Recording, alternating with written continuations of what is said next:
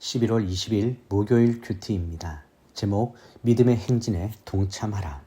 본문 여호수아 6장 15절에서 27절까지 말씀입니다. 일곱 번째 날이었습니다. 그들은 동틀 무렵 일어나 그런 식으로 성을 7번 돌며 행진했습니다.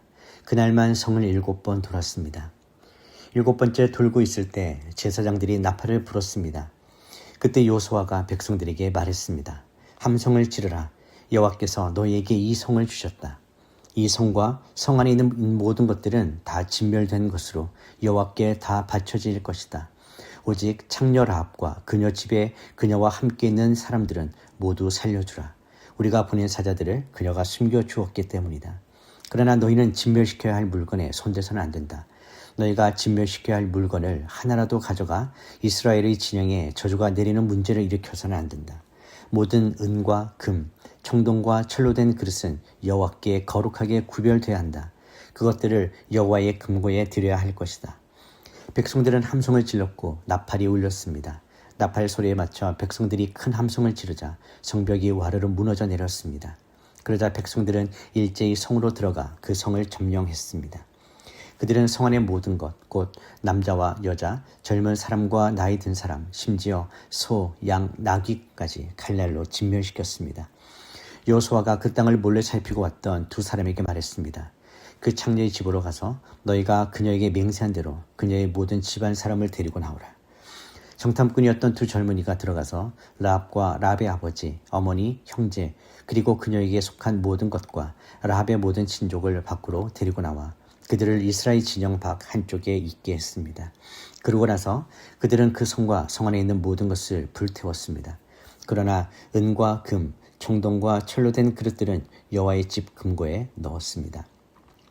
여호수아는 창녀 라합과 그녀의 아버지의 일가족과 그녀에게 속한 모든 것을 살려주었습니다. 여호수아가 여리고를 몰래 살피러 보냈던 정탐꾼들을 그녀가 숨겨주었기 때문에 라합이 오늘날까지 이스라엘 자손 가운데 살게 된 것입니다. 그때 여호수아가 맹세히 말했습니다. 이 성 여리고를 다시 세우려는 사람은 여호와로 인해 저주를 받게 될 것이다. 그가 그 기초를 놓을 때 장자를 잃고 그가 그 문을 세울 때 막내를 잃을 것이다. 이렇듯 여호와께서 여호수아와 함께 하셨고 여호수아의 명성이 온 땅에 자자해졌습니다. 본문 요약입니다. 이스라엘은 7째 날 아침에 일찍 일어나 여리고 성을 7번 돌았고 제사장들이 나팔을 불자 백성이 큰 소리로 외쳤습니다. 그때 성벽이 무너졌고 이스라엘은 성으로 들어가 모든 것을 진멸하며 하나님께 온전히 바쳤습니다. 라합과 그 가족만 구원받았으며 여호수아는 여리고를 다시 세우는 자에게 저주를 선포했습니다. 여호와께서 여호수아와 함께 하셨고 그의 명성이 온 땅에 퍼졌습니다. 첫 번째 묵상입니다. 하나님의 약속은 끝까지 순종할 때 성취됩니다. 이스라엘 백성은 마지막 날 7번을 돌고 큰 함성을 질렀을 때 성벽이 무너졌습니다. 그들은 하나님께서 주신 방법을 끝까지 따라갔고 순종의 절정에서 하나님의 약속이 현실이 되었습니다. 이는 믿음의 여정에서 인내와 완전한 순종이 얼마나 중요한지를 보여줍니다. 하나님은 우리의 부분적 순종이 아니라 끝까지 믿음으로 걸어가는 순종을 통해 역사하십니다. 성벽이 무너지는 순간은 단지 군사적 승리가 아니라 하나님의 신실하심이 드러난 역사적 사건이었습니다.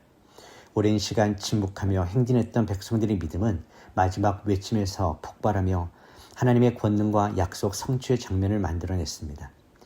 하나님은 약속하신 것을 반드시 이루시는 분이시며 우리의 순종은 그분의 약속과 기적을 잇는 통로입니다.